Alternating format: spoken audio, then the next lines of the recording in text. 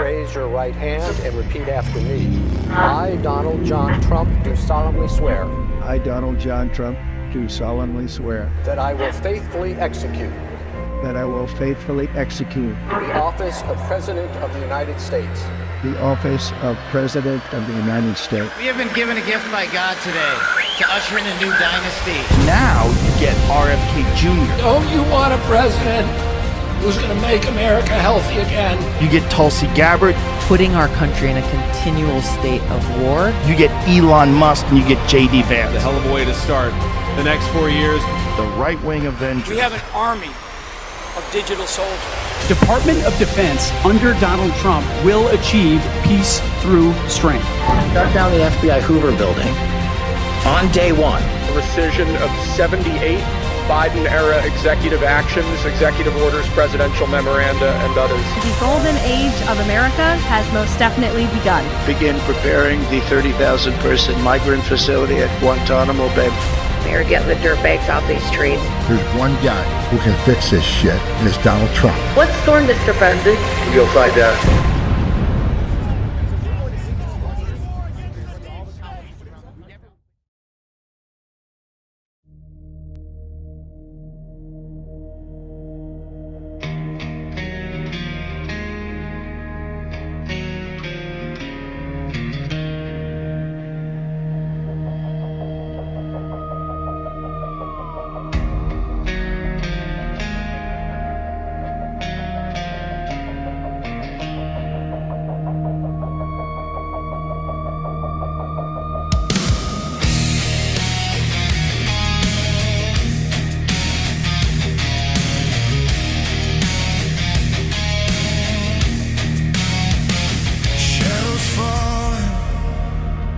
Thunder breaks, the ground is shaking from the weight.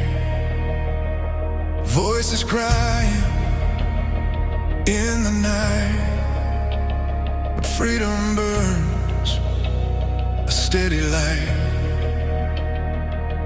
We hold the line, we won't let go. Through every trial, the truth will show. This is your daily dose. Open your eyes, see through the smoke, see through the lies. Rise from the silence, hear freedom's call.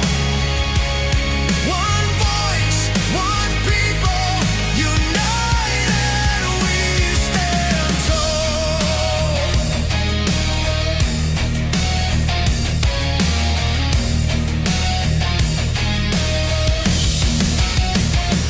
Hearts awaken, chains undone. A new day breaks, the dawn has come. Through every battle, through the flame, our faith in God remains the same. The storm may rage, the night may fall, but hope will answer stronger than all. This is your daily dose. Courage and fire, lifting the weak, lifting us higher. Not by the sword, but the truth we recall. Where we go,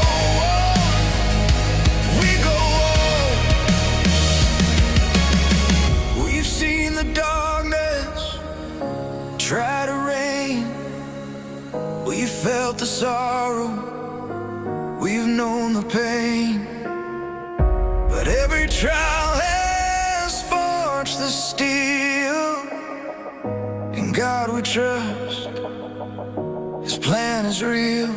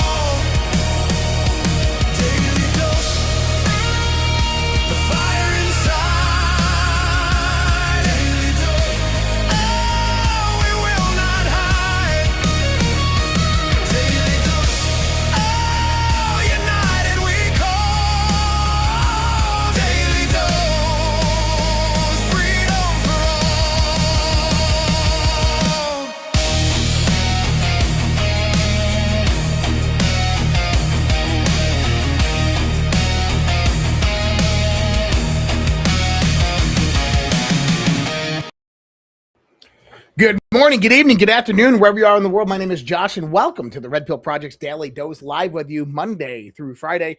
Had this last Friday off. Sorry about that. Had a few things come up. A pipe burst. Not a pipe, but a hose on the back of my washer went all over the place. It was a funny story, but that was all taken care of. I had to finish cleaning up that yesterday. But I hope everybody is doing well out there and having a good start to their week in this weird freaking world that we live in. Shit is getting weird and unusual and crazy and confusing. And it's like, but then it's a but shit up, but see, right? Like, I get it. And I'm right there with you, man. I'm right there with you, trying to navigate the unfolding global conspiracy. So do a few different things of housekeeping today. It's Monday, so we got to talk about it. Some people were just asking, what is GART? What is GART? If you don't know what GART is, the Great American Restoration Tour. And so I want to put this out there because I thought I had been putting it, I guess I hadn't, but it is on the website for anybody out there who doesn't know what GART is. And let me pull this up. You can find this at redpills.tv, or you can go to badlandsmedia.tv and go to the event section. If you just go to redpills.tv and go to the event section, and that's over in the More tab, and you just find that events. GART, the Great American Restoration Tour, features speakers John Harold, Chris Paul, Burning Bright, Zach Payne, G Money, Jordan Sather, CanCon, Alpha Warrior, Ashton America, Jonathan Drake, Jay Triet, Josh Reed, that's me, JB White, Cam Kuski, Matt Trump, and Ghost of Base Patrick Henry. And that is April 9th to April 12th, 2026. That is coming up really fast. I think that is next week. That is next week. Next Thursday through Sunday. So a few different things happen with this. Number one is next week's shows. I will see if I can find someone to fill in. We will see. If not, we'll see what about doing maybe a live broadcast from GART or something like that. I'm driving there myself, so it's different than flying in because I'm able to take my studio with me. So we will see about that. But we do have events that happen during the nighttime. So if there is shows, they might be earlier. But just keep that in mind that next week I will be at GART. GART is live and televised, so you can purchase virtual tickets if you want to watch it. I highly recommend it. Or in-person tickets. If you're going to be anywhere near Nashville, Tennessee, I highly recommend getting the in-person tickets. You get to come hang out with myself and all the Badlands crowd. And yep, I got the co-founder hoodie on again. It's a hoodie, guys. It's not like a shirt. I can wear this 2 days in a row. It's okay. But yeah, GART, Great American Restoration Tour. Go check that out. And the website, if you guys haven't been, is it was in alpha stage. Now it's kind of updated. We got all different types of stuff on here. All of our shows that we do and how to find the playlist, our merch shop, our sponsors list, how to become a sponsor. Okay, how to become a sponsor is on there now. And you can go actually over here to the More tab and click on sponsorship, and it'll tell you a little bit about our analytics and how to become a sponsor of this show. And for people out there like, oh my God, he's so... No, listen, guys. This is a full-time job. Whether people realize this or not, this is a full-time job. This is what I do for a living now. And the reason I say that like that, because, well, this takes... I spent 4 hours just putting that show together for tonight. So there's a lot of research, a lot of stuff that goes into that. So sponsors help us. And we typically only bring in sponsors that we like and agree with and use their products ourselves. So if you guys are interested, if you're a business owner or anything like that, interested in partnering with the Red Pill Project, go in there. You can find that right under the sponsorships under the More tab. Ways to support us right over here: Rumble Wallet, Cash App, and crypto, and then the Give Send Go campaign right there. Gratus, which we had Jason on last week. Jason and Bob are doing that Zoom call this week, so make sure you get scheduled for that live Q&A. And then premium memberships to get into our live Q&As, which this week will be on Friday, and next week obviously it'll be on Wednesday. And then I do have a special announcement about Wednesday next week. This was kind of, so I didn't expect this. And for people who don't know, I grew up listening to Art Bell on Coast to Coast AM. And, you know, it shaped a lot of who I became. And one of my goals of life, once I started in the podcasting, was to get on Coast to Coast AM. And a few years back, I went on Coast to Coast with George Norrie, and we talked about all different types of things. And today I'm sitting there, and Tom Danheiser, the producer of Coast to Coast, called me, and he's like, "Hey, do you want to come on?" I'm like, "I'd love to come on." So next Wednesday into Thursday, next Thursday morning, 2 a.m. to 4 a.m., I will be on Coast to Coast AM. So that'll be pretty cool. I'm looking forward to that. 2 hours with George Norrie.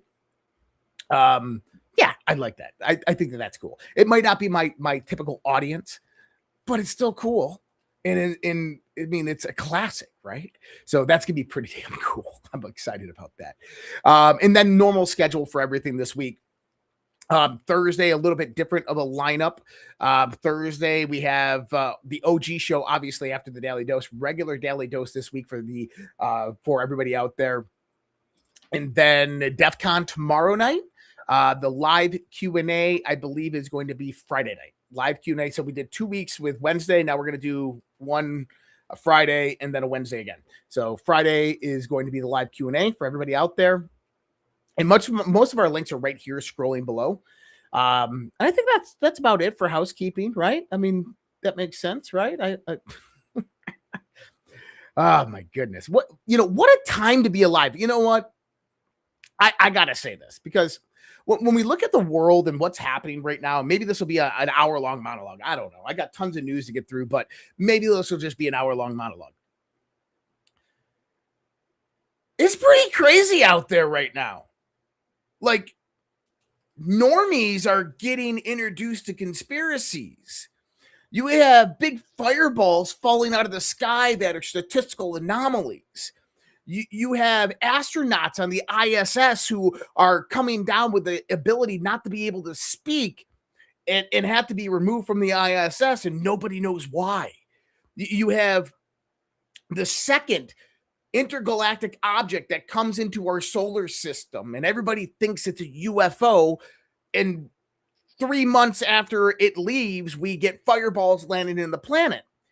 You have a potentially World War III breaking out in the Middle East that's being declared a holy war, which it's really not. You have internal conflict occurring between corporations. Big thing we'll talk about. Corporations tonight. Political powers, and then financial powers.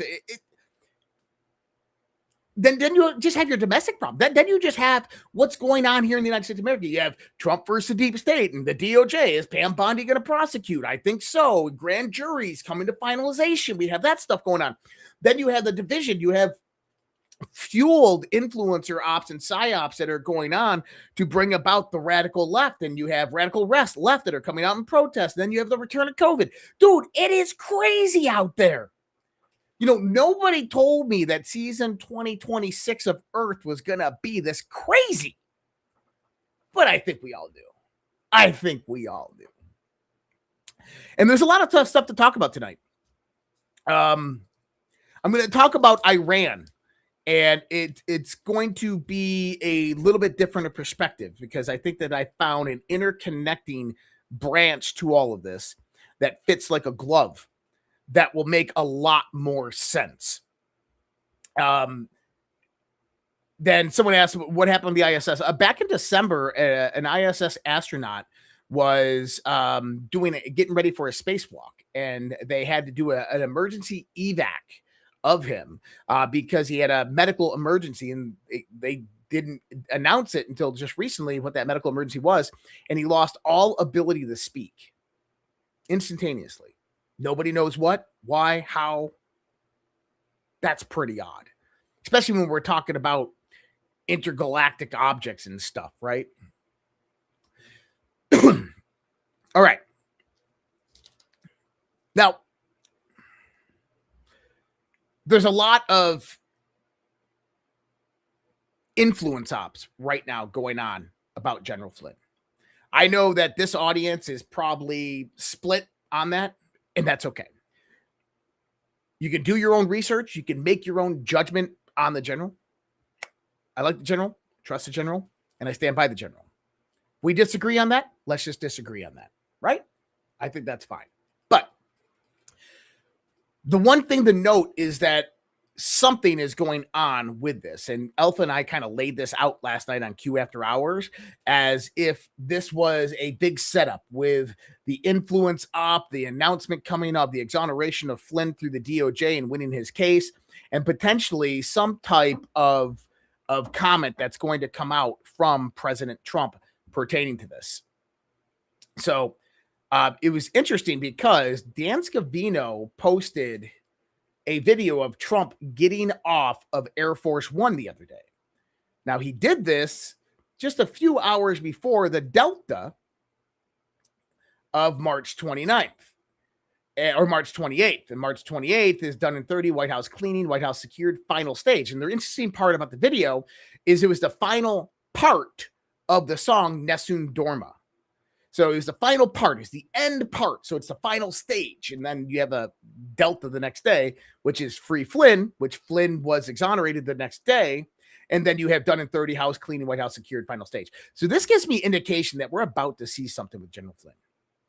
And potentially Trump making an announcement about him, Trump coming out there and saying, hey, congratulations. Something to kind of maybe put a lot of those people that are operating in influence operation in their place. That's just my thoughts. Now, you know, I don't listen to a lot of podcasts. I mean, it's really hard. I think I listen to maybe 1 or 2 podcasts a week. And that's really just kind of help me with the information that I'm bringing to you guys, to help me with research and stuff, right? But I'll tell you that I do watch a lot of clips and I do watch a lot of analysis by a lot of different people pertaining to what's happening in the world. Much of the analysis lately has been about Israel's influence over Donald Trump, and Donald Trump doesn't know what's really going on. That Donald Trump is being tricked by Israel. That Donald Trump is being lied to by his intelligence apparatus. I don't believe this. And the reason I don't believe this, and I mean, I might put posts out there like, hey, it's a trap and stuff like this, but I don't believe that Donald Trump is being misled. I don't believe that Donald Trump is believing the lies that he's being told. Let me rephrase that. He's believing the lies that he's being told, because I do believe that he is being told lies. I do believe he is getting junk intelligence. But the one thing is that things are not black and white like this. So it's not like Israel just goes in there and tells John Ratcliffe and like, hey, we got some intel and here's some intel. And John Ratcliffe takes it through his analysts and they go, oh yeah, that's good. And because they're all wearing their yarmulkes and, you know, they package it up nicely and take it into President Trump and say, see, we told you. And he's like, oh my God, bomb him. It's not like that. There is hierarchies of how all of this has to flow. Bibi Netanyahu doesn't just go to Mar-a-Lago and whisper in the Donald Trump's ear, and the next thing you know, we're going to war. There is things that need to happen. There is confirmation on intelligence. There is military planning. All of these things need to happen, which tells me that what's happening in Iran right now is not something that just manifested over the last year. It's not something that just came about and was like, let's just go take the Straits of Hormuz. Let's just go bomb the shit out of Iran and take out the Ayatollah. It's not like that. This has most likely been planned since the first Trump administration, that this has been in play for a long time, that Israel capitalizes off of the United States' actions, that did they have a part of the intelligence gathering and the operation? Absolutely. But the one thing I want you to understand is that Donald Trump is a master strategist. This guy, people like the left likes to portray him as an idiot or he's dumb. Listen, you don't take, I don't know how much his father left him. His father left him between $10 to $100 million. I don't care. So you don't take $100 million and make $4 billion, $5 billion in a real estate empire by being stupid. Okay. The guy is incredibly intelligent, not only intelligent, but he might even have an eidetic memory. And this is what RFK actually said about him this last weekend at CPAC. And I want you to listen to this. He has encyclopedic molecular knowledge on this wide range of very, very eclectic interests. Music, Broadway shows, pro wrestling, football, every sport. golf, and business and Wall Street. He knows how everybody made their money and what deals they made. And he tells stories all the time about it. It's just one after the other. And one time during the campaign, I was on the airplane with him, and we were sitting across the table from each other eating McDonald's, drinking Diet Coke. And we started talking about Syria, and he got a placemat, and he turned it on its back, and then he took a Sharpie and he drew a perfect map of the Mideast. And then he put the troop strength of every country on every border on that map. And it just, it challenged a lot of the assumptions that I had been told about him. He has, he has this extraordinary depth of knowledge about what's happening in each one of the agencies, my agency and the others. And, and then he has an instinct for making good choices. In other words, what that tells me is that Donald Trump is in full control of the White House, that Donald Trump is in full control of his presidency, and Donald Trump doesn't let anybody tell him what to do. And,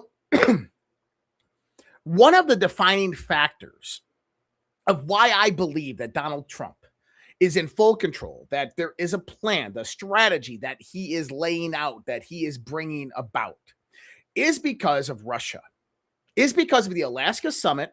What we know happened after the Alaska summit. If you don't know this story, you can go confirm this. So the day after the Alaska summit, Vladimir Putin from Russia ordered Arctic LNG, which is a Russian-owned oil and gas company, mining excavation company, to put millions of barrels of oil onto their tankers. With no buyers, no purchase orders, nothing. Just moved a whole bunch of oil to sea. At the moment the Strait of Hormuz was closed, and we say it's closed by Iran. It wasn't closed by Iran. It was closed by like Lloyd's of London and stuff. But the moment the Straits of Hormuz closed, Scott Bessent came out and alleviated partial sanctions on Russian oil. Basically, he said that any ocean-borne oil from Russia can now be released to the global community, which reduced oil prices massively. And the only oil that Russia had out there was that oil from August of 2025. Now, that might just be a big coincidence. I don't believe in coincidences.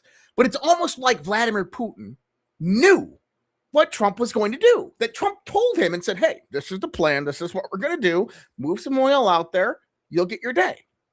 And Putin did. In other words, that wasn't negotiated behind the scenes with Jared Kushner, or that wasn't Scott Bessent calling up Kirill Dmitriev and kind of negotiating. That was Trump and Putin sitting there talking about it. That's Trump strategizing, which he knew about this back in August of 2025. He probably knew about this back in 2019, because I think that this was supposed to happen back in 2020. Immediately after, a year after the killing the killing of Soleimani, I think that this was actually supposed to happen when Trump was supposed to win his second term. Now, this is interesting because you also have this other aspect of it. Russia came out this last weekend and said that they are ready to deepen relations with the United States of America if Washington is willing and ready. 3 weeks ago, Russia came out and said that they're ready to move back to the dollar as the global reserve currency in settlements. So those two statements from Russia over the context of the last few weeks does one thing and one thing only. It tells China to piss off. It basically starts to undo everything that Russia has built with BRICS and with China. And that's really, really important, because if you go back to this show over the last year, I talked about the relationship between the big three: China, Russia, the United States, and that China and the United States are in a head-to-head battle to obtain artificial superintelligence. Russia is a distant third.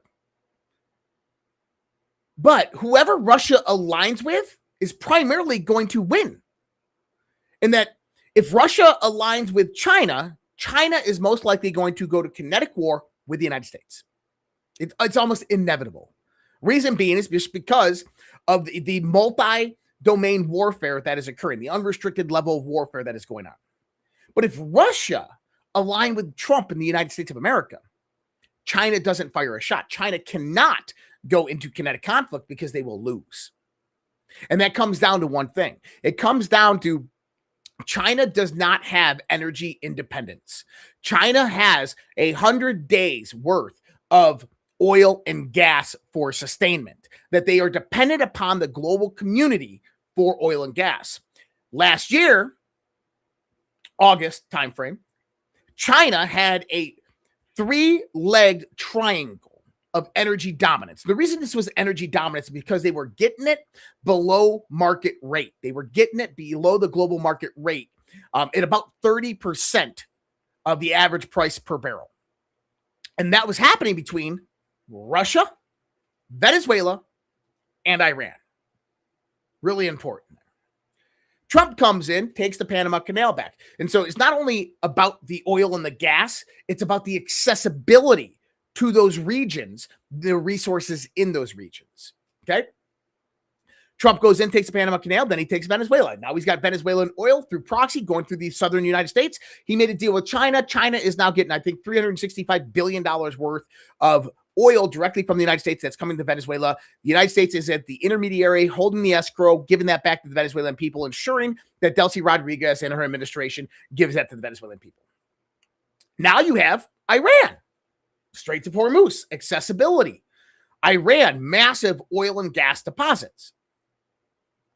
And Trump goes in there, and now he's basically cutting China off from that.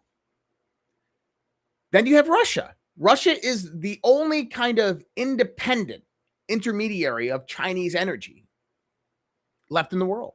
And what are they doing? They're aligning towards the United States of America. In other words, if Russia forms some type of economic and political alliance with Washington, you are about to see a transition in the global homogeny, in the global power structure. China will still be a superpower, very much like Russia, but the United States will skyrocket to a hyperpower. Because when you start looking at what's happening right now, what's going to go on over the course of the next 5 to 10 to 20 years, Donald Trump is setting the United States of America up for success. Now, people can say, all the naysayers like, oh my God, Israel's going to get us into World War III and Israel's influencing Donald Trump, or World War III is going to happen. Listen, I have a comment on World War III. World War III was going to happen at some point in the near future. It's inevitable. That war that you are going to see was going to be the United States versus China. The China Axis of Alliance, the CRIC, versus the United States and not NATO, because NATO don't give a shit. In that, what you would have had is a more defined and robust Iran, a stronger Iran. You would have had a stronger Venezuela. You would have had the ability for those countries to control Taiwan, to immediately take over Taiwan, and to dismantle a lot of the work that Donald Trump has done. Which, if World War III broke out at that point, the United States becomes incredibly vulnerable. And China, if they secured Taiwan, would most likely obtain artificial superintelligence before the United States of America. Now, I talk about artificial superintelligence in energy like they're equivalent here. What you have to understand is that AI development is based upon energy utilization. And that energy is the base foundation. Think about it as the foundation of a house. If you control the foundation of the house and you have the capability to limit your neighbor's access to that foundation, you won the war before it ever started. And that's what Trump has been doing over the course of the last year. He has been controlling the chessboard of artificial intelligence, controlling rare earth minerals and metals, controlling natural resources, oil, gas, and then accessibility to those resources. This is why he utilized tariffs to renegotiate the various different global contracts and the United States deficits. That's why he used his negotiation tactics to go in there and start dismantling the Belt and Roads Initiative that China had set up over the course of the last 6 years. That's why he took back the Panama Canal. That's why he took Maduro out of the equation. That's why he's in Iran. That's why he's negotiating with Russia. That's why he's shunning Europe and the UK, because they are the global financier powerhouse behind the New World Order, the one world government that has been financing China's Belt and Roads Initiative, because they have a power play within it. In the last year, you've seen many European nations, including the UK, decline from that position of a superpower because of what Donald Trump has done. Now, people are like, well, that's not good, man. Now Europe's vulnerable. Europe's not vulnerable. Russia doesn't care to go into Europe and control Europe. Have you ever seen the size of Russia? Russia doesn't need more land. They learned their lesson during the Soviet era. What it's about is it's about the control of the 3 tiers of artificial intelligence: energy, computation, and data. And that's where all of this starts to collide, because there's one part of this that we haven't been looking at. There's one part of the global warfare environment that we've been missing. And not that we've been missing it, we've talked about it, but we never really implemented it as a proxy introduction to how certain things are unfolding. And I'll get into that here in a little bit. We're gonna get into the regular news. We're gonna get into Marco Rubio talking about NATO. Told you so. We're gonna get into some other news here about Russia and then Iran. We're gonna get deep into that. Another announcement, actually, I'll announce it right now. This Wednesday, I will be joining General Steve Quast on Badlands Media. And we will be, I think we're live. Yeah, we should be live this Wednesday at, I want to say 6 p.m. Eastern time for Space Revolution on Badlands Media. So it'll be episode 12, I believe. And I'll put out the information of that before I go to the show. So my show Wednesday will actually be delayed because I'll be on with General Quast. But trust me, that's when you're going to not want to miss. And let me get back to where I was here. Okay, we're right there. Let me go ahead and do this transition, and then we will go into the next parts here. All right, they can freeze your account, shut off your cards, lock you out of your own money overnight. Banks don't protect you, they control you. That's why real financial freedom starts with ownership. Introducing Rumble Wallet, a non-custodial wallet built for people who refuse to give up control.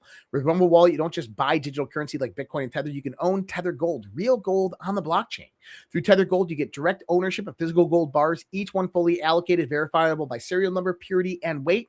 This isn't paper gold. This isn't an IOU. This is real gold without bank vault, storage fees, or gatekeepers. You can buy, sell, and move it 24 hours a day, 7 days a week, even when traditional gold markets are closed. And if you want, Tether Gold can be redeemed for physical gold. That's power. When you support creators on Rumble, like myself, you can tip them directly using Rumble Wallet peer-to-peer and outside the banking system. No permission, no middleman, no cancel button. This wallet is yours forever. And yep, we are on Rumble Wallet. You can find that right there by the Red Pill Project name on our account right there on Rumble. And just another kind of a push out there. So a few different things. This week, Gratus, April 2nd, they're having their live Zoom to explain more about the new financial system that's coming up.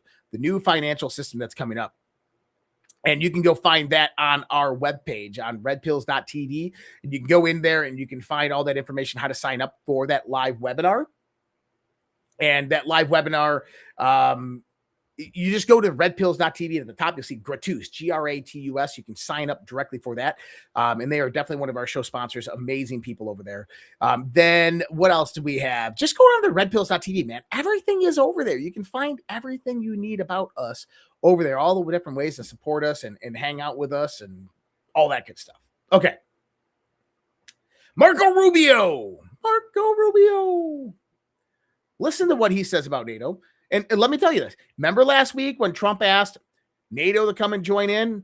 And NATO said, nah, not our war. What did I say?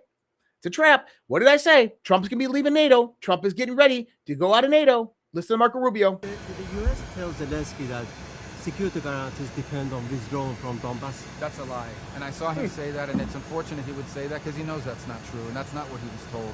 What he was told is the obvious. Security guarantees are not going to kick in until there's an end to a war because... Okay, I played the wrong damn clip. I thought that was Rubio talking about NATO.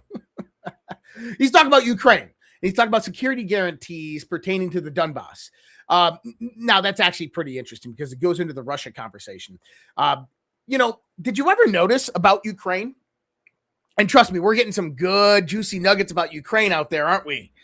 Oh, Zelensky trying to embezzle U.S. taxpayer dollars back to the Biden administration. Wasn't that what we were saying from that whole time frame?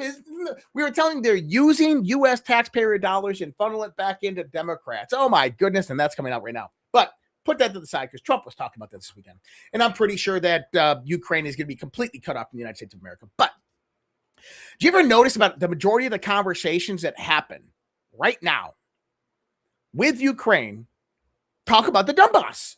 Did you ever notice that that's what Russia actually just wants to control is the Donbass, is the eastern region of Ukraine? Did you know that that is the oil fields in Ukraine? That's where the great concentration of energy that's extracted out of the ground is in Ukraine. And the number one outport for that, how to export that, is through Odessa. And so if Russia can't get the Donbass, Russia's going to get Odessa. And you just look at this from the perspective of military strategy. Ukraine wants a part of that. So the original deal that Trump had on the table was a three-way split between Ukraine, Russia, and the United States in the Donbass on the energy infrastructure. But this is what you're starting to realize, is that back in 2022, when Russia did the special military operation into Ukraine, yeah, they dismantled the Nazis. They dismantled the biolabs. It was about energy. It was about the control of resources. And at the end of the day, this is what we're going to start to find out, is that right now in the world, it is about energy, resources, oil. That is equivalent to power, and power allows you to control artificial intelligence. I know it sounds so simple, but that's the truth. And when we start to look at all of the various conflicts in the world, they're all about the control and reallocation of resources. And Ukraine is no different.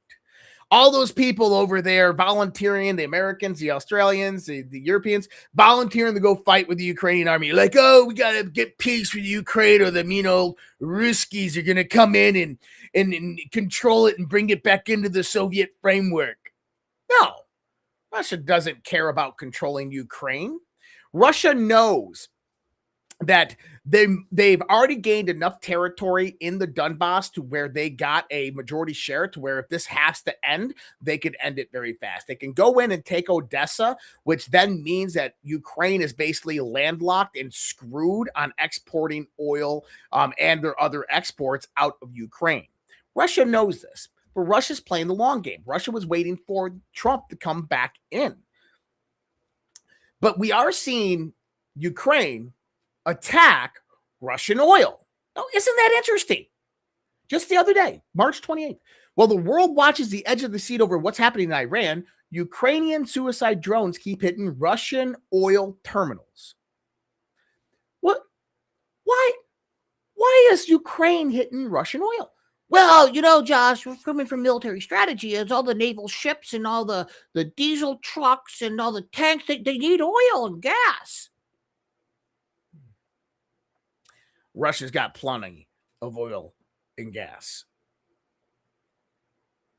They're hitting Russian oil because what's happening in the global world right now, the massive framework, oil prices could skyrocket to $200 a barrel. If you don't understand what $200 a barrel gas looks like, Take your $3.50 a gallon gas that you have right now and multiply that times 2.5 to 3. Yeah. $10 a gallon gas at every $3.50 a gallon. Now, who benefits from that? Oil and gas companies, global maritime insurance companies, global financial sector, the central banks. Well, why is oil and gas skyrocketing? Well, because the Strait of Hormuz is closed out. But we're in the United States of America. We don't get any oil from the Strait of Hormuz, so why are we affected? That's a good question. Could Donald Trump declare a national economic emergency in light of what is happening in the Strait of Hormuz and Iran? Reallocate U.S. energy back into our country and cap the price of oil sold in the United States. He could. Will he? I think that if we see $200 oil, he will. I think he absolutely will. Because the price doesn't rise of the production. The reason why those prices skyrocket is because of the threat of transferring through the Strait of Hormuz, so the insurance premiums skyrocket up, which means that it costs more to export oil out of that region, which then increases the oil and gas prices. There's no scarcity on oil and gas. But if they keep on bombing oil infrastructure, you're going to get to the point where the accessibility of global oil becomes a problem. If the Straits of Hormuz is closed down and you can't get oil to the world, if you have Russia, which is a large supplier to China and other countries, that is having their oil refineries blown up, Qatar and Iraq oil fields are being blown up, now you have a problem. Well, who does that benefit? That benefits the one country that has independent oil production that just took over the second largest oil production field in the world that is now reallocating their oil to their southern states. That's the United States. So why does that market price go up? Because companies in the United States of America are going to freaking profit generously off of $200 a barrel or out of fracking and natural gas. Well, that's kind of crazy, isn't it? But I want you to begin to see this perspective. The London banks typically control global international trade. What do I mean by that? You don't move $1 billion worth of widgets from one country to another without a large financial institution being involved. Reason being is because most companies aren't going to give up $1 billion of free capital to move that large amount of product from here to there. They're going to insure it through Lloyd's of London, through London banks. And then they are going to borrow that money for short interim capital. So they're going to borrow short interim capital at interest from large financial institutions.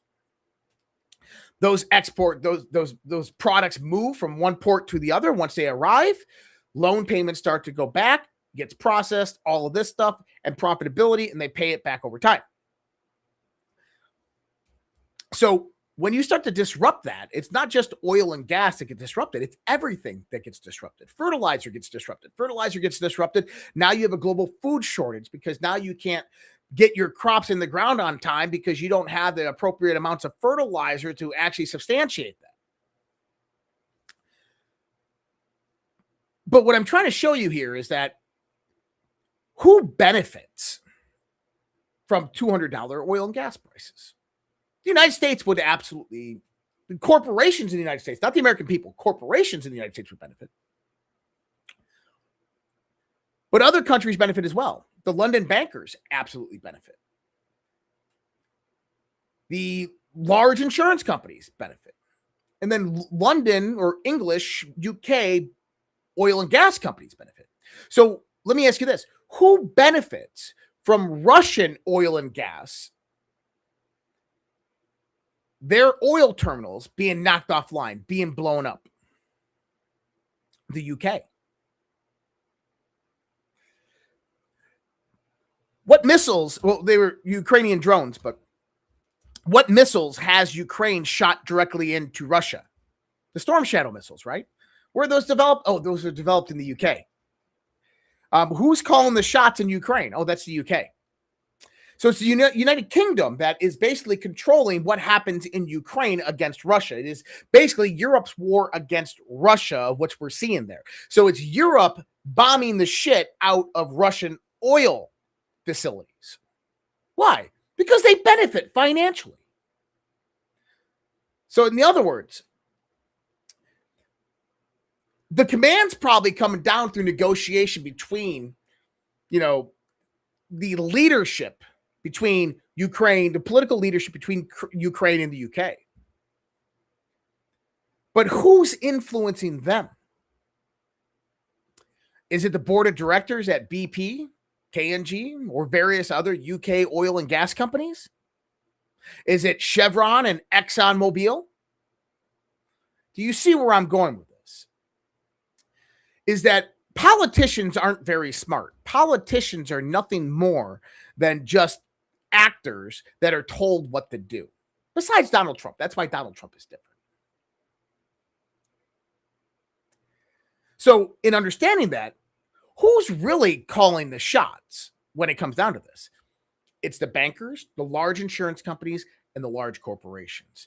By the way, the majority of all large oil and gas companies, globally are all publicly traded companies. And those publicly traded companies have one thing in common: BlackRock, Vanguard, State Street.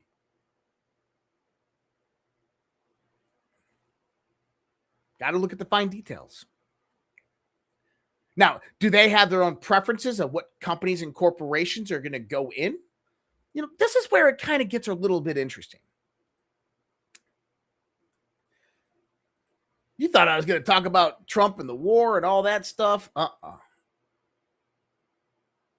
going to bring this clip up. I'm on this. I'm going to stay on it. I'm going to bring this clip up.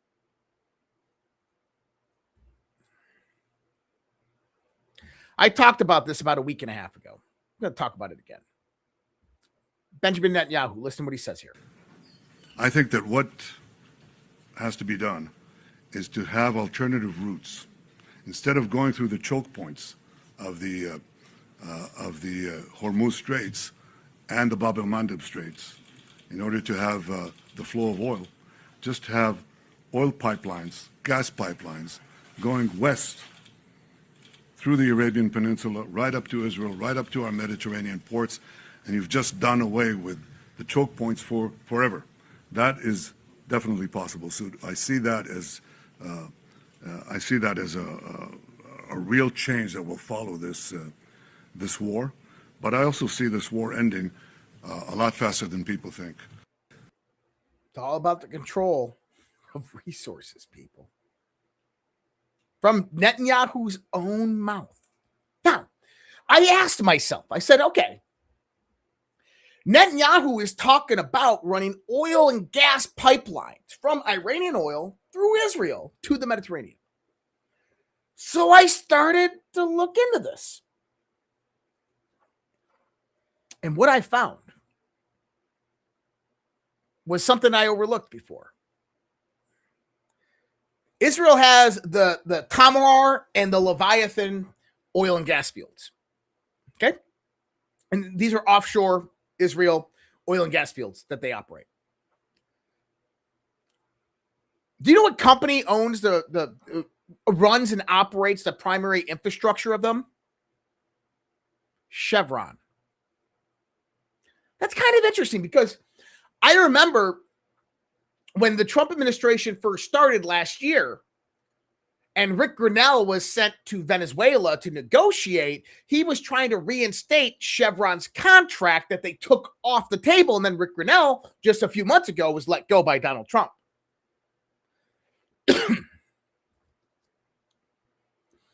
Chevron was in Venezuela as well. Now, also point, BP was in there and other UK oil companies were in Venezuela, and now they're not. It's also a key point to note.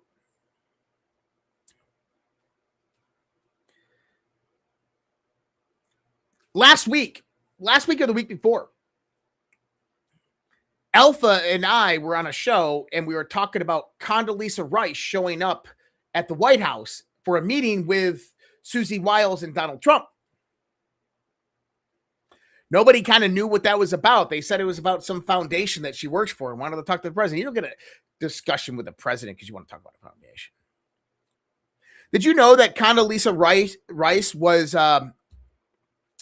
big corporate attorney for Chevron? Mediator, negotiator between politicians and Chevron? Did you know that Chevron and other oil and gas companies, they spend a lot of money through private contracts buying influencers up to run social influence operations? And that social influence operation doesn't mean they're going to come out and say, hey, buy Chevron gas. No. It's about aligning with a political ideology or various different groupings of ideas that aligns to their corporate goals of energy dominance, of more profitability. And see if you can connect this, because I'm not going to say it out loud.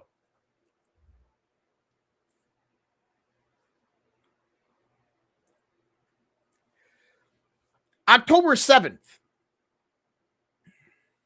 Hamas attacked Israel. Charlie Kirk even came out and said himself that it appears there was a stand-down order, which we're learning that there was. Egyptian President El-Sisi came out and warned Benjamin Netanyahu of the October 7th attack, which Netanyahu later said never happened. People were blaming Netanyahu for funding Hamas over $30 million a month, and he denied it. But in his deposition, he admitted it. In other words, Hamas was a proxy of Netanyahu. They did the October 7th attack. The October 7th attack led, and I don't care what you say about this, led to the genocide of the people of Gaza.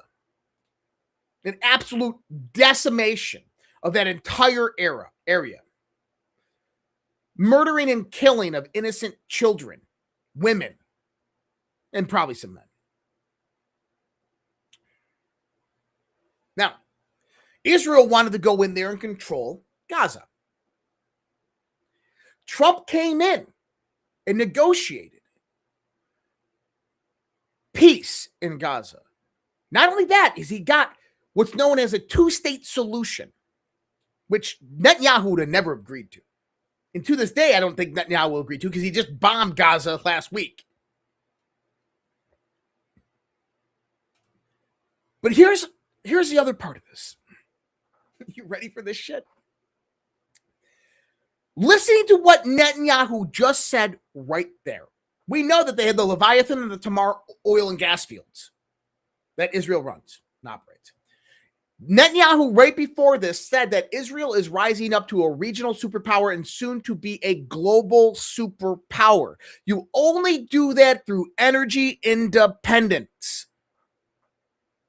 You just heard him right there saying, we're going to control Iranian oil with pipelines going through Israel directly to the Med so that we can use the ports in the Med to distribute oil to the rest of the world.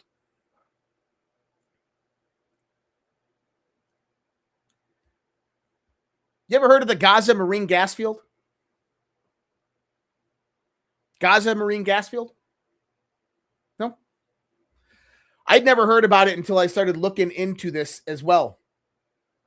And one of the things I realized is that the Gaza Marine Gas Field is basically owned and operated by the people of Palestine. And that Egyptian oil and gas companies have the primary contracts in there. It's a massive field, larger than the Leviathan and Tamar gas fields. And here's the kicker. If Netanyahu got his way and took over Gaza, Israel would take over control of that gas field. And do you know the company that would have came in and built out the infrastructure? Chevron.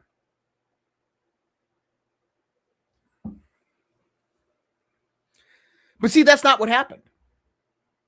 As far as I know right now is that the Palestinian people, Gaza, when all of this resolution of Donald Trump's peace plan comes into light, will retain ownership of that.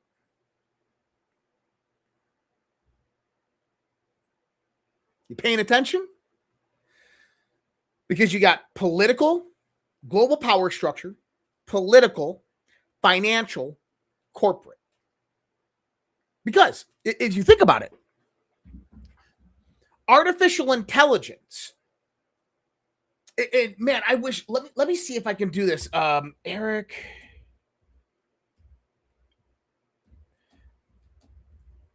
Let me see if I can find this clip, because I think that this is one of the most important.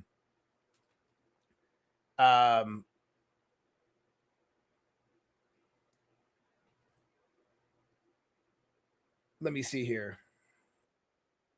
Yep. Okay.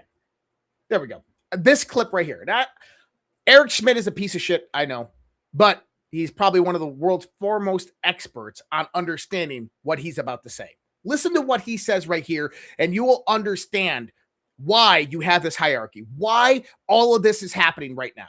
The AI revolution is underhyped, and here's why. The arrival of this new intelligence will profoundly change our country and the world in ways we cannot fully understand. And none of us, including myself and frankly anyone in this room, is prepared for the implications of this. What's happening at the moment in our industry is that we're very, very quickly, for example, developing AI programmers, and these AI programmers will replace traditional software programmers. We're building in the next year AI mathematicians that are as good as the top level graduate students in math. This is happening very quickly. You can look at this in a number of the products. Today you think of AI as ChatGPT, but what it really is a reasoning and planning system that we've never seen before. The implication of this is profound. In terms of the way the algorithms work, they're going to need a lot more computation than we've ever had. They're going to need a lot more energy, and I'll talk about that. What does the industry need? We need high skills immigration. We talk to you about this every day. Light touch regulation around cyber and bio threats. We can talk about that. Most importantly, we need the energy, and the numbers are profound. What we need from you, if I may say that directly, is we need energy in all forms. Renewable, non-renewable, whatever. It needs to be there, and it needs to be quickly. I and others are investing in things like fusion, which are incredible, but they're not going to arrive soon enough for the need.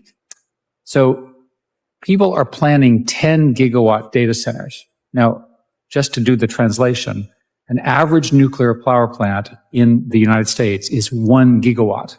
How many nuclear power plants can we make in 1 year where we're planning this 10 gigawatt data center? Gives you a sense of how big this crisis is. One of the estimates that I think is most likely is that data centers will require an additional 29 gigawatts of power by 2027 and 67 more gigawatts by 2030.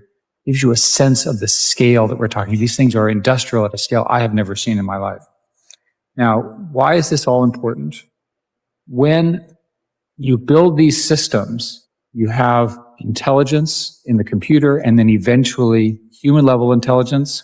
Some people think it's within 3 to 4 years. Then after that, you have something called superintelligence. Superintelligence is the intelligence that's higher than of humans. We believe as an industry that this could occur within a decade. It is crucial that America get there first. There it is.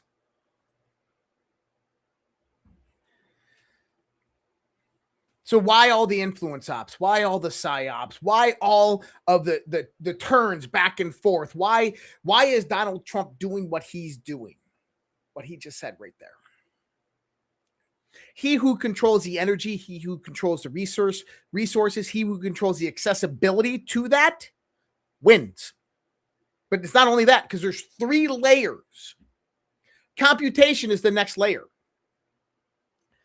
The foundation of all chipsets in the world, NVIDIA, it doesn't matter who they are, is TSMC out of Taiwan. They have specialized hardware that produces every single freaking chip in the world. No one else can do it. Who controls Taiwan? Controls computation. Yep, China is almost there. If it wasn't for what Donald Trump has done over the last year, China probably would be there. This is very, very real. And I know people are like, man, we just need to reject AI. No, sorry. We are well past that point, right? I don't think any revolution ended with people denying it or resisting it. Maybe resisting it, but not denying it. Pandora's box has been opened. You are not closing that box. And so now what we have to start doing is we have to understand how to utilize this tool to the best of our ability to become dominant as a nation, to ensure that our constitution, our country, our values, our ideology, our moral and ethical framework continues to go on. Because if we lose this battle, that's it. That's over. And here's the thing, is there global powers that are betting against us.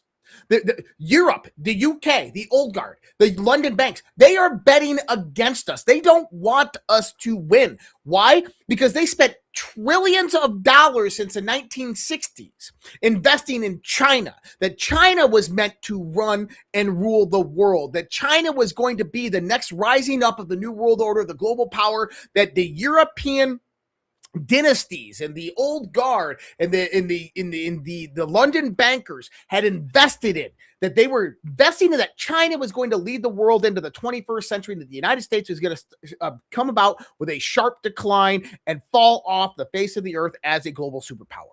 This was their hopes, and this is why China has been kicking the shit out of us for the last decade until Donald Trump came in. And then Donald Trump comes in and he recognizes the problem. He sees what's happening in the world. He goes, hey, shit, if we don't do something now, China is going to eat our lunch. China is going to rise to artificial superintelligence before us. They're going to have energy dominant, resource dominance. They're going to have trade, accessibility dominance. They're going to own the United States of America, which they already partly did through the Biden administration. And it doesn't matter what we did at that point. It's over. Because the moment that they obtain artificial superintelligence or AI dominance over the United States of America, it's over. And I will tell you right now, through China's 100-year plan, they don't mention what happens to the American people when they move in and take over farmland. Donald Trump knew this. And so what did he do? Well, no shit, EHCal. They're not going to rule him. But, so what did Trump do? Trump is using every aspect of unrestricted warfare. He's got some of the best generals in the world advising him of how to stop China's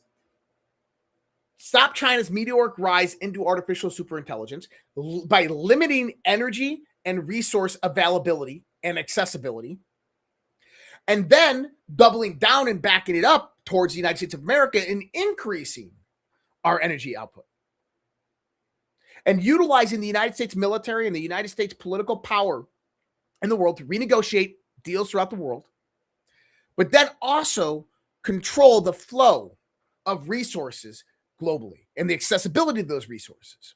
In other words, limit China's accessibility to energy and flow that accessibility through U.S. decision-making. Whether it's Venezuelan oil and now going through the southern states of the United States of America, then to China, whether it's Russia and the United States coming together in a pact agreement for Arctic exploration, of which Russia then becomes kind of an economic ally to the United States of America, whether it's controlling the Straits of Hormuz and Iranian oil so that it does not flow free to the United States to China, or whether it's doing defense cooperation and agreement pacts with various different Gulf nations like Saudi Arabia, UAE, Qatar, Oman, to where we're trading them military weaponry in exchange for the utilization of their countries for defense purposes, but you have a defense alliance agreement with them to where if they're attacked, you come in and become the defender, very similar to what's happening in Taiwan.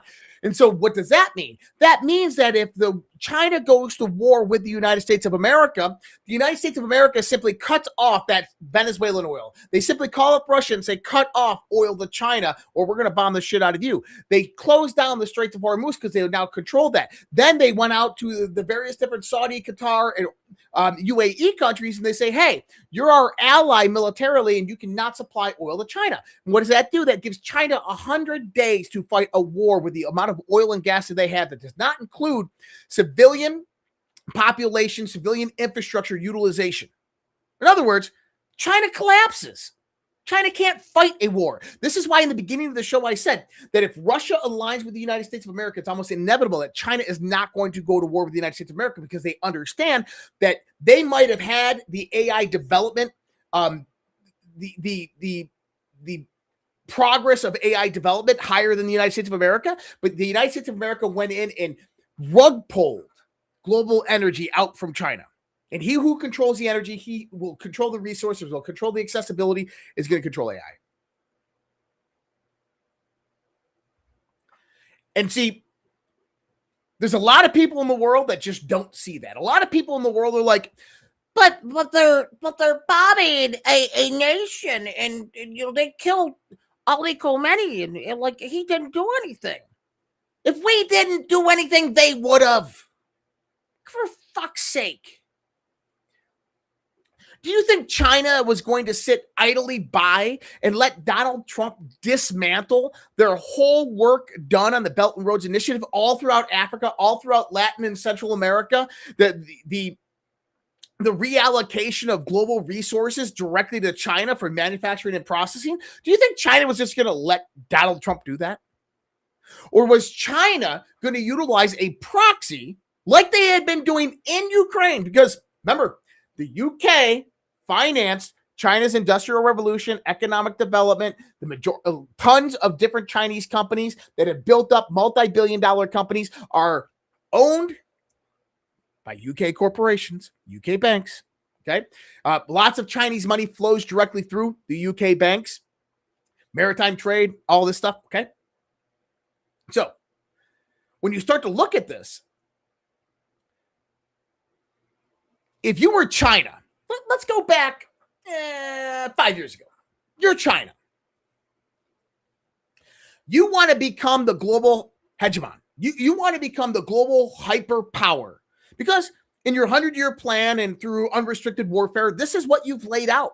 And you started to set the planks for this with the Belt and Roads Initiative, which Klaus Schwab in 2019 through the World Economic Forum put out an article that you can go read out there called The New Silk Road, China and the Belt and Roads Initiative. Go read it. It lays it all out. How China is revolutionizing how the world operates, how the global system, the global supply chain operates through the Belt and Roads Initiative. China was going in off of the backs of horrible foreign policy by the United States of America over decades. And they would go in and they would negotiate with these old Cold War controlled countries. And they would say, hey, we're going to give you $100 billion, $200 billion to rebuild infrastructure, roads, power stations, all of this stuff. All we want is we want the accessibility to your resources, rare earth minerals and metals, and oil and gas. We'll come in, we'll build out all the infrastructure. You'll get 40%, we'll get 50% of the profitability, and then we will export that and buy it directly from you. And these countries said, sure, let's do it. And that's what China was building out with this. And if they continued, they would have been a global superpower. And who's the financial backer of that? Who moves all the money? The global banks, the central banks. And if people want to sit there and say, well, Donald Trump's working for the globalists and the central banks, well, you're missing that part. You're missing China, UK, You're missing the financial system that was operating the move towards the China model. Now you're moving towards the Trump model. And here's the thing. Nobody knows what that is. We have guesses, but nobody knows what that is. But Donald Trump, he's a smart fucking cookie. I'm pretty sure he has it all laid out. So, in understanding this, when I look at what's happening right now in Iran, I disagree with certain moves, certain strategies, certain things that are happening. Do I think that Israel is controlling the battlefield? Fuck no. I think that Israel is opportunistic within Donald Trump's decision. And the kicker was that once negotiations failed, and I wanted to finish my one part over there about Ukraine, China, proxy. The UK is calling the shots in Ukraine, but who's controlling the UK? It's China. Why? If you want to become a global hegemon, global superpower, hyperpower, above the United States and Russia, you have to deplete the resources of the United States and Russia.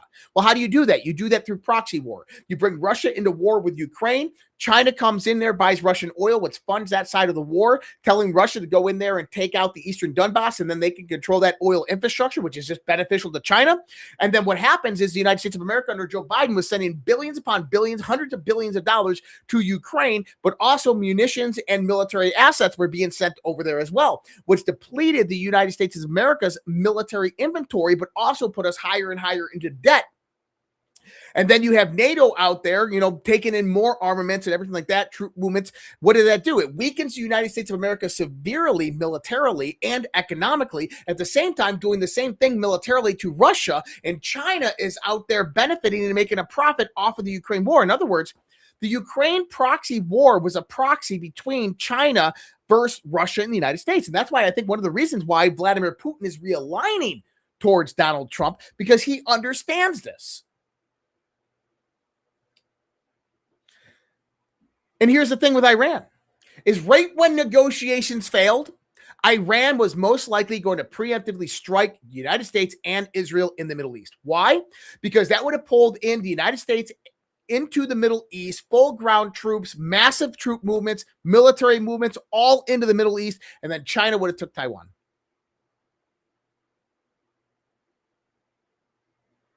That was their distraction. And that's real legit intelligence that was out there. That China was going to utilize Iran preemptive strike on Israel, United States as a proxy to take Taiwan, and they missed their shot. I want a refund. I want my money back too. Now, we're going to do a quick transition. We're going to get into the rest of the news. I'm so far off of my news right now, but let's do a quick transition. And then we'll get into this, okay? And we're going to go ahead and do this one. Oh, this is a new one. I actually use Calci. Have you ever watched the news or a big game and thought, I know how this is going to play out? And instead of just tweeting about it, you can actually put those predictions to work with Calci. Calci is a federally regulated exchange where you trade on real-world events, not stocks. Think questions like, will inflation be higher next month? Will the Fed cut rates, or will your team make the playoffs? Each market is a simple yes or no contract priced between 1 and 99 cents. And if you're right, it settles at $1. That price is basically the crowd's probability of something happening. So if yes is a trading at 75 cents, the market is saying there's about a 75% chance it happens. You can use it to hedge, to speculate, or just to put some skin in the game on what you already follow every day. And right now, they've got a special offer. Trade $10, get $10. Just go to Calci.com/rumble. Deposit and place your first $10 in trades, and Calci will give you an extra $10 to use in the platform. So if you've got a take, don't just post it. Trade it. Go to Calci.com/rumble to get started today. That is KALSHI.com/rumble. Again, that's KALSHI.com/rumble. All right. Okay. How about this? You remember when Trump was talking about the East Wing in the ballroom, and this guy right here said, hey, It has nothing to do with the ballroom. It has everything to do with the military complex underneath. That has everything to do with command and control. It has everything to do with nuclear readiness. It has everything to do with the Pentagon and a secret room that they have under there that leads to tunnels and it leads to a tram station, all this stuff. Now the military is building a big complex under the ballroom, which has come out recently because of a stupid lawsuit that was filed. But the military is building a massive complex under the ballroom, and that's under construction, and we're doing very well. So we're ahead of schedule. It's part of. You heard it here first. So Trump and Iran right now, Trump came out the other day and said the United States of America is in serious discussions with a new and more reasonable regime to end our military operations in Iran. Great progress has been made, but if for any reason a deal is not shortly reached, which is probably will be, and if the Strait of Hormuz is not immediately open for business, we will conclude our lovely stay in Iran by blowing up and completely obliterating all of their electric generating plants, oil wells, Karg Island, and possibly all desalination plants, and we have purposely not yet touched. This will be in retribution for our many soldiers and others that Iran has butchered and killed over the old regime's 47-year reign of terror. Thank you for your attention to this matter, President Donald J. Trump. He mentioned some very specific targets there. Obviously, electric generating plants, oil wells, Karg Island. So we just had the 82nd Airborne arrive. Also, the Marine MEU, Marine Expeditionary Unit, just arrived in that region. My thoughts are that part of Trump's negotiation is control over Karg Island. Reason being is you let Iran keep their oil, you let Iran keep the Straits of Hormuz, but the United States in partnership owns the infrastructure on Karg Island, and that is 85%, 90% of all Iranian oil and where it flows from, which means that if Iran ever went to do anything with the Straits of Hormuz, you just shut down Karg Island, and then Iran's out of money. And I think that that is one of the points of negotiation that are coming about. I don't know, but it's very possible that Trump even tries to take Karg Island. Now, I believe that that's where their uranium actually is, but we don't know. I don't want to get into that part. Yeah. And I know Mark Levin came out this weekend and was like, oh my God, we got to put ground troops in. I think that if we have ground troops in Iran, it's going to be very, very limited. It's going to be special operation forces, stuff like that. It's going to be very, very limited resources if you have things like ground forces that move into Iran. It's not going to be 50,000 troops invading from Iraq or anything like that. I think that it's going to be very, very specialized military operations, probably securing the 1,000 pounds of Iranian uranium or potentially seizing Karg Island. Now, is that going to happen anytime soon? I think that if Iran does not come to the table and make a deal before April 6th, which is the deadline that Trump gave them, then you're going to see this. Now, what does that mean in the intermediary? It means that you're going to see a fluctuation of global energy costs, potentially going up to 200. But what does that also do?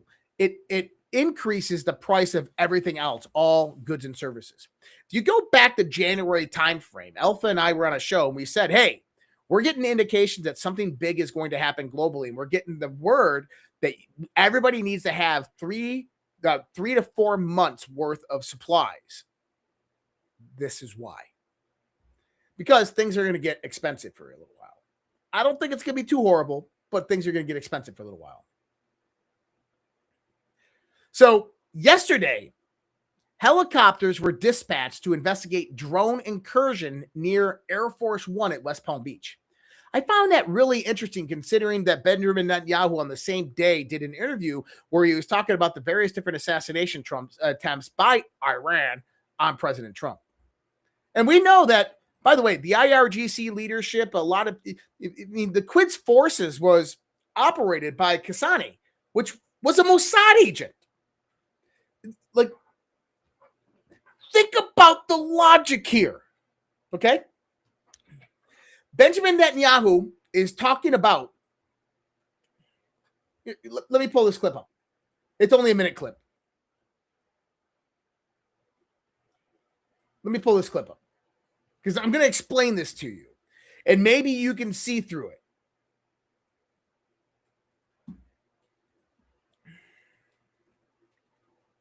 Look, if you remember what happened before the war, Iran was the great bully of the Middle East and the world. It was the prime sponsor of state terrorism across many continents, including in the Western Hemisphere, including, by the way, with Venezuela and with others. And they killed and maimed more Americans than any other force in recent decades. Thousands and thousands killed and maimed in Afghanistan by Iranian IEDs. They bombed your embassies. They tried to kill President Trump twice. They're still trying to kill him. Yeah.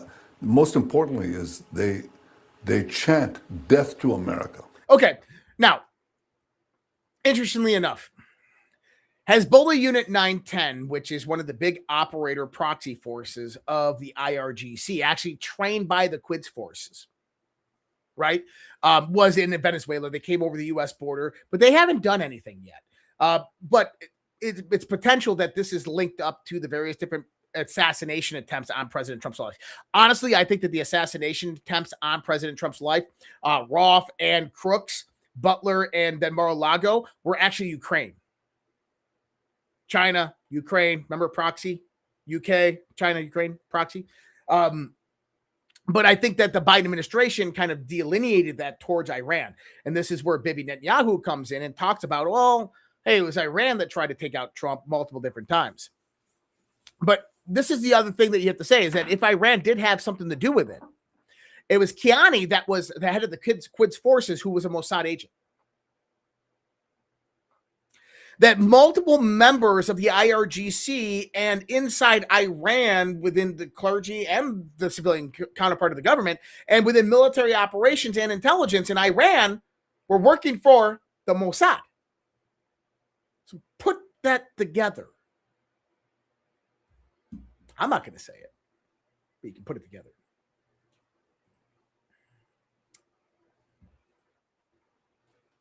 All right. Don Jr. and John Solomon. We have arrived. Yeah, I mean, as I sort of just mentioned, we've been covering the fraud everywhere. Minnesota, California, rampant, and I'm sure they'll get into a lot of that. But, now Ukraine. I mean, J.D. Vance has a fraud task force. Kash Patel is turbocharging the fraud probes. We have a new joint task force with the FBI and HSI in the One Big Beautiful bill. How can we, bring all of this together to deliver, actual indictments and recover funds? Because, we see this stuff all the time. It's almost a never-ending amount of fraud and almost a never-ending amount of, culprits. I know I do, and I'm sure all the people watching, they want to see indictments. Now, they got to understand there is a process, maybe explain that a little bit, because if you break the process, you break that sort of, chain a little bit, it's a lot worse, because not only will nothing happen, they'll weasel out of it and probably continue this stuff. But can you talk a little bit about that? Because, again, I think people do want action. It seems the Democrats get action without following the rules. We won't get that. It'll get venue shopped to a judge who would throw it out in 2 seconds. So we have to play by a different fact set, unfortunately. But how does all that work right now? Well, I think one of the things that you're seeing is a little bit of innovation by the Trump Justice Department in where they pick venues. So, if you go to D.C. and New York, you're not going to get a conviction. Traditionally, that's where most big government fraud cases have gone. However, if a single subcontractor is in another state, or if a single contractor or NGO is in another state, you're seeing this Trump Justice Department move cases to those states. That's how the grand conspiracy case is now down in Miami. Last week, you saw Bill Pulte, the Federal Housing Finance Administration Director and the head of Fannie Mac and Freddie Mac and Fannie Mae. He referred Letitia James a second time. She gets cleared in Northern Virginia the first time. He sends a second referral this time. He sends it to Florida and to Chicago, because that's where the mortgage insurance companies or the house insurance companies were based. That's an innovative way of potentially tackling this and getting around some of the jury nullification issues that we've seen in D.C. and New York. There is a brand new Assistant Attorney General just for fraud. So there's a whole new division of the Justice Department dedicated to fraud. New resources, new mindset, new top-down management. This case, if it were to be proven, if you could find the grant and the money moving, would be tailor-made for that division. And then you'd bring it in the venue where the best, or the jurisdiction where the best opportunity is for conviction, based on the evidence. And so those are things that they're looking at right now. There are 2 different cases. One is a case that was filed in New York. The other case is a case that was filed in D.C. And there are two American companies that were mentioned as the ultimate destination where the money would go before it was disseminated. Those were redacted from the report because obviously you want to preserve the lead gen for the Justice Department and the FBI. But the intercepts clearly named the American companies that they thought ultimately would be disseminating the money to the DNC and to Joe Biden. So there is a lot of information in the raw NSA reports, and it seems to me that the Trump administration has hit the ground running now. And so I think J.D. Vance will be involved in recovering the money. The fraud team, the FBI Cash Patel, is out there every day arresting bad guys, and pretty soon I wouldn't be surprised if Cash Patel is putting handcuffs or certainly booking John Brennan based on what we're hearing down in Florida. There are some people that went and got phone records of Susie Wiles. They could be arrested soon. So you're beginning to see machinery, which was very slow at the beginning because you had to get this evidence put together, now starting to get into targeted prosecutions, targeted arrests. And I think a lot of that's going to happen in the April-May timeframe. I think we'll see a bunch of significant arrests and indictments in the next 2 months. Here we go. Into the storm. No comment on that. Lot said by John Solomon there. But it is coming. It is happening. And shit is about to hit the proverbial fan for the deep state. We've been talking about this. In April showers, we go into the cue boards and we start looking at April. Oh, yeah. It's going to get real good. The No Kings rally this last weekend wasn't spontaneous. It was backed by 500 organizations with $300 billion in annual funding. Now, who was involved in that? Soros, Tides Foundation, Bill Gates, but direct connections to China. Why would China be funding these massive protests in the United States of America? Go back and watch the beginning part of the show. I think I explained it pretty well. Dude, I saw this. I don't know why anybody wasn't talking about this. You ready for this one? Bullet used to kill Charlie Kirk did not match rifle allegedly used by suspect Tyler Robinson. New court claims. The bullet that killed conservative commentator and American icon Charlie Kirk did not match the rifle used by suspected killer Tyler Robinson. Robinson, 22, is facing capital murder charges and a potential death sentence for Kirk's murder in Utah University September 10th. But his defense attorney now argues that the Bureau of Alcohol, Tobacco, and Firearms and Explosives was unable to identify the bullet recovered at autopsy to the rifle allegedly tied to Mr. Robinson. The defense team may now offer the ATF firearm analyst testimony as exculpatory evidence. They set in motion filed on Friday that pushed the preliminary hearing back at least 6 months. It also notes that DNA reports filed by the Federal Bureau of Investigation and ATF will take time for the defense team to analyze because reports indicated that several different DNA were found on some of the evidence. Not only that, is Tyler Robinson's family is coming out saying that he had nothing to do with this and he's being set up. That his whole room and everything like that was staged. Oh. See? Boomerang. Boomerang. It all comes back, guys. Like, oh my God, remember when all this Epstein stuff came out? Like, they're covering up Charlie Kirk. It's like, it'll come back around. Just like Epstein. Oh, they're using Iran to cover up Epstein. It'll come back around. Trust me, the boomerang. And you got to remember, that's the way the Trump administration is working right now. Event happens. It starts to decline. Another event happens, starts to decline, and then that one pops back up. But when it pops back up, it's 10 times more impactful than before. You start to learn more and more truth every time. Nino, I did a show with Nino yesterday, and great conversation. It's on YouTube. You can go find that. I think it's also on Nino's Corner. But he said, Nino said, I just got a very important phone call. Something very serious is coming, even bigger than 9/11 and COVID combined. The race to unplug and turn the lights out is on. I do not have an exact date when this could happen, but I guarantee this will happen. Same but not exact formula of Operation Warp Speed will need to be used. It's about who pulls the plug first and owns the day afterwards. It's important to note that the day is May 17th, 49 days of prayer going into July 4th. Bo Pony, I think, is who he was talking about, and with the various different predictions that something's going to happen. And it's funny that all of this is coming about a day after, right? People are like, oh my God, I got a prophecy, and this is what's going to happen. A day after.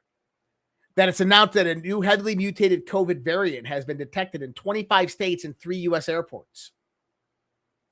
Is COVID coming back? I think it potentially could be. But here's the thing. It's just not Nino or Bopony or any of these guys that are saying that this is going to happen.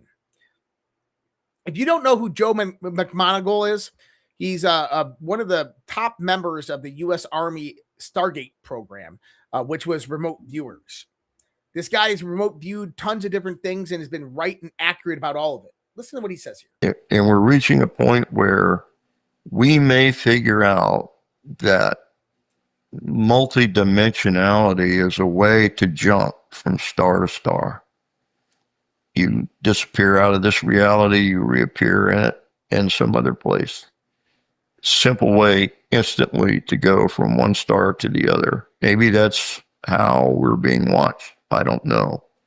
I just know that I got this feeling, it's in my gut as a viewer, remote viewer. I'm feeling some big discovery is coming down the pike.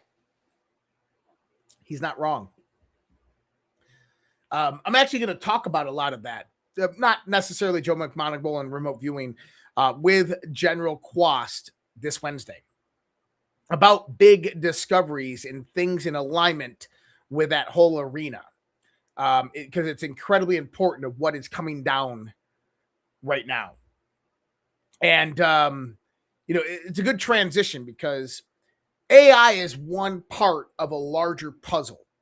And technology itself is about to have massive boosts. But this is Representative Eric Burleson. Listen to what he has to say here.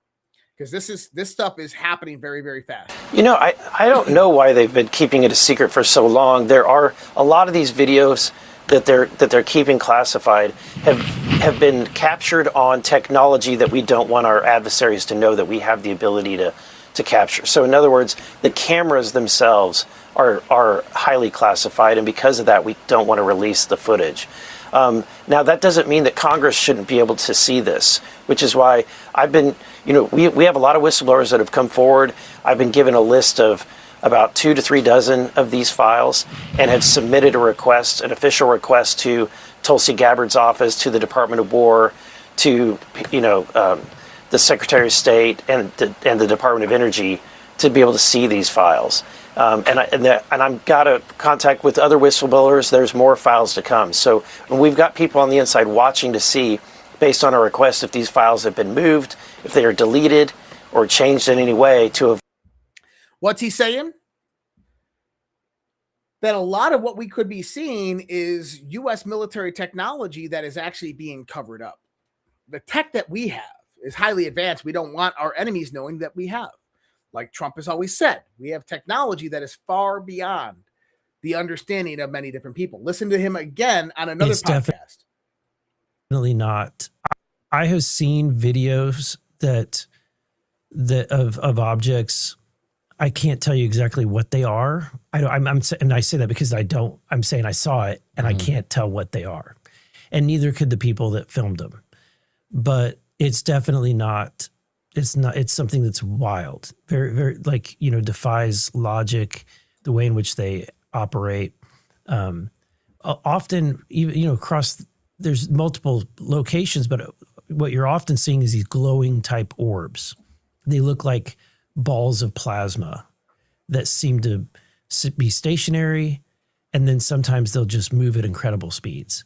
So we don't, I don't know what that is. And nobody does. Well, somebody does. Some of this technology is probably outside of the scope of the military and U.S. hands, but Ashton Forbes has uncovered that, well, this is very, very real, and that Lockheed and the U.S. military has this tech. And this is probably a part of that cover-up. And I think that they're probably right. Okay. Then you get to the orbs. Now, the meteors falling out of the sky are not plasma orbs, and that's one key part to remember here. They're not plasma orbs. These are debris, meteors that are actually falling out of the sky. So, what have we found out? That the American Meteorological Society, AMS, has came out and said that what we have been seeing are actually anomalous. The American Meteorological Society is saying that we can rule out increased smartphone use and meteor showers and known seasonal effects. Something is definitely going on. They don't know what it is. In a report through the AMS meteors, they said the Anthelion sporadic source is the dominant source of sporadic fireballs in every year. But in 2026, activity from this region is approximately doubled. 12 events fall within this tight zone in 2026 compared to 1 to 6 in the years prior. From the article, you can rule out increased reporting to smartphone adoption, new meteor shower, a February fireball seasonal effect, time of the day, and geographic bias. From the article, what can't be ruled out, AI-driven reporting amplification and fireballs of non-human origin. What do I think it is? I think it is a debris field from 3i Atlas. I think 3i Atlas was some type of intergalactic probe from an alien civilization. I was skeptical about this, but now just looking at the pure math, when 3i Atlas was at Aphelion, closest in December 19th, if it released probes headed towards Earth at its relative velocity, they would have got here in March. That's exactly when we started seeing them. And if we shot them probes down, you'd see the fireballs flying through the sky. But just my thought. I think it's a debris field. Or we blew something out of the sky. Now, did you hear that they just discovered a new Sphinx? I found this really interesting. Because it was Edgar Cayce back in the 1920s that said that the Sphinx will house underneath its paw the Library of Alexandria, which was established by this former civilization of Atlantis.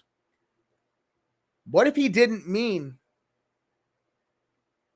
the current Sphinx that we have? What if he meant the ones that they just discovered? Just a thought. I'm excited to actually talk about this week with General Quast. Lots of stuff to talk about, man. It is a crazy time to be alive. All right, few different things. I wanted to go in and do... Hold on one second. Do this real quick. What do we want to do here? Oh.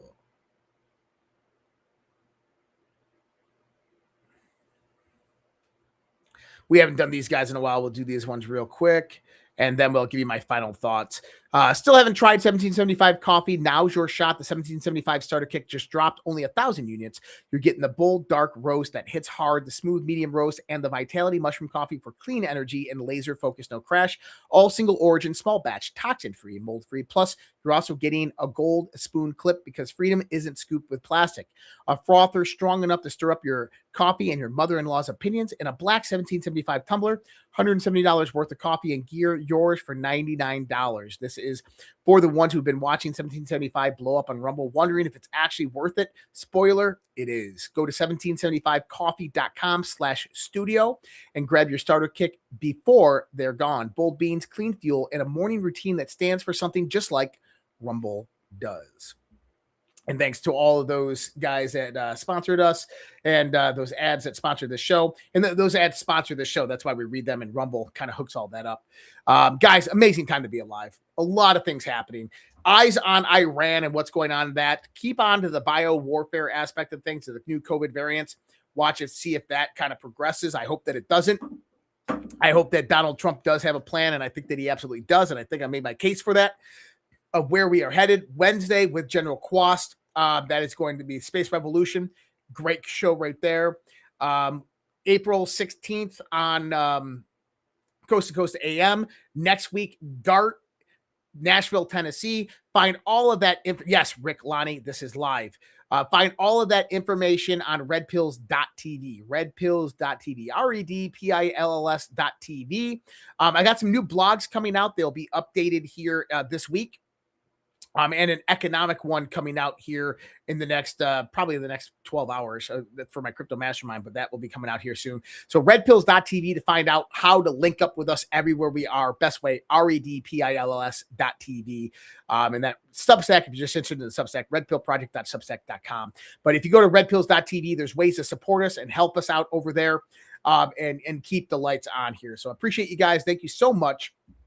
I will leave you with this gem of a video here. I love this song, and I think that it's probably one of the best things that I've ever written, and so very proud of it, and I hope that you guys enjoy it. It's the same one that you guys have heard every damn night after the end of the show anyway.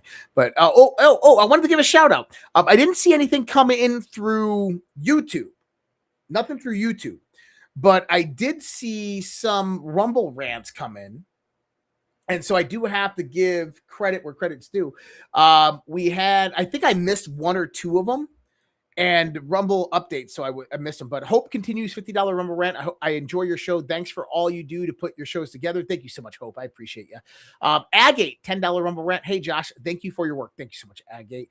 True Deplorable, $17 Rumble rant. Wouldn't that 4 years include Biden? Third paragraph. And let me see. Wouldn't that 4 years include Biden? I want to say yes, but I got to see what you're actually saying here. And I think there was another $10 rant, and I didn't get to see who it came in from, but I appreciate you guys. Thank you so much as well. This is just too long for me to go over right now. I'm going to take a look at this, and I will talk about it. Oh, wow. This is talking about exactly what I'm talking about tonight. Well, holy shit. Look at that. Well, everybody else is beginning to see what you guys have all been learning. And so I'm glad it's finally coming forth and people are realizing what's actually happening. Thanks for sending me that link. I'm going to check that out and dive into this. But all right, guys, much love, respect. God bless. Take care. Have a great night. Almost a 2-hour show tonight. See you next time.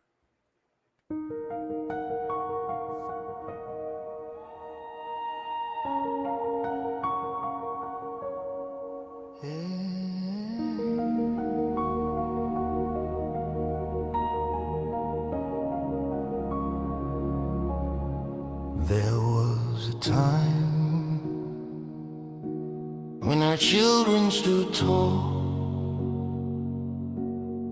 hand on their hearts, one voice for all. There was a time when honor had weight, when the flag was a symbol, not a debate. There was a time when our history was known, with pride in the rules that made us our own. There was a time, respect for the brave, for those who bled, for the lives they gave. Now the homeland burns in silent war. Truth is twisted, we can't ignore. Voice still calls, we the people will not fall. There was a time, but the time isn't near. The great awakening is here. Dark to light, veil under, patriots rise. We are one, land of the free, home of the brave.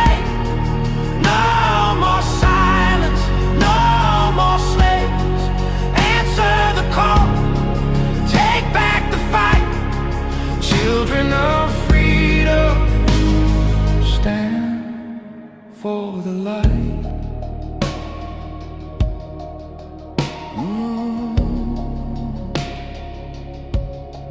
There was a time when truth was clear, when the media served, not ruled by fear. There was a time when leaders stood fast, guarding the people, defending the past. Now corruption wears a crown, lies are fed to tear us down. But Q said watch, and Q said see, the silent war will set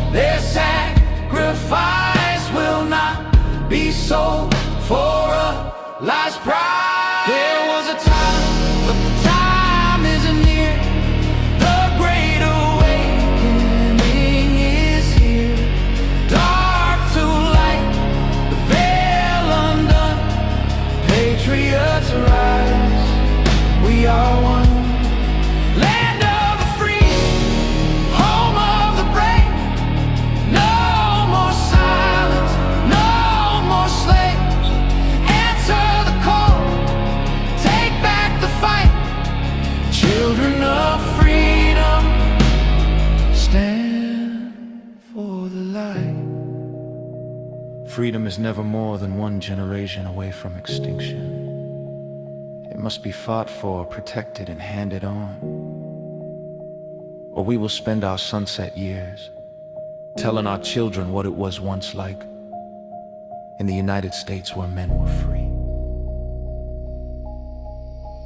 There was a time, the time is near, the great awakening is here. Dark to light, veil undone, patriots rise, we are one. Land of the free, home of the brave, no more silence, no more slaves. Answer the call, take back the fight. Children of freedom, stand for the light. There was a time, there was a time, now is the time. Do it.